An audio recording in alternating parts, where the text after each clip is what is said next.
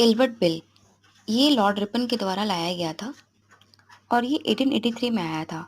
Lord Ripon 1880 में viceroy बनते हैं भारत के and he was appointed by the famous British PM William Gladstone, जो कि लिबरल पार्टी के थे। ये लिबरल पार्टी के थे तो ऑब्वियसली इनकी जो नीतियाँ होंगी वो भी थोड़ी लिबरल होंगी इंडियंस के लिए। तो रिपन जो थे वो हमारे इंडिया के लिए बहुत अच्छे थे। रिपन ने देखा कि यहाँ पे लॉ में ना रेशियल डिस्क्रिमिनेशन होता है। इट मीन्स यूरोपियन अगर कोई क्राइम करते हैं तो उन्हें इंडियन जज के द्वारा सजा नहीं दी जा सकती थी। एग्जाम्पल, अगर कोई केस है और उस केस में विक्टिम और अक्यूज दोनों यूरोपियन है तो ऐसा केस हमेशा यूरोपियन जज के पास ही जाता था। लेकिन अगर उसमें एक भारतीय और यूरोपियन है तो भी ये केस यूरोपियन जज के पास ही जाता था, ताकि वो अपने लोगों को फेवर कर पाएंगे। इंडियन जज केवल इंडियन मामले ही सुन पाते थे।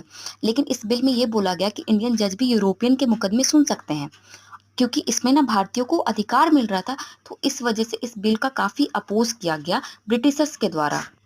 लेकिन ये बिल भारतीय को द्वारा विरोध नहीं किया गया था इस बिल को लेकर के। नतीजा ये हुआ कि इस बिल का विरोध किया गया और अंग्रेजों के द्वारा, और ये लंदन तक विरोध किया गया और ब्रिटिशर्स यूनाइट थे। इस वजह से इस बिल को खत्म कर दिया गया।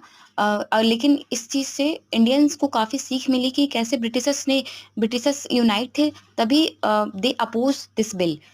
तो उन्हें भारतीयों को इस चीज से बहुत बड़ी सबक मिली एंड देन भारतीयों को समझ में आया कि हमें भी यूनाइट होना पड़ेगा।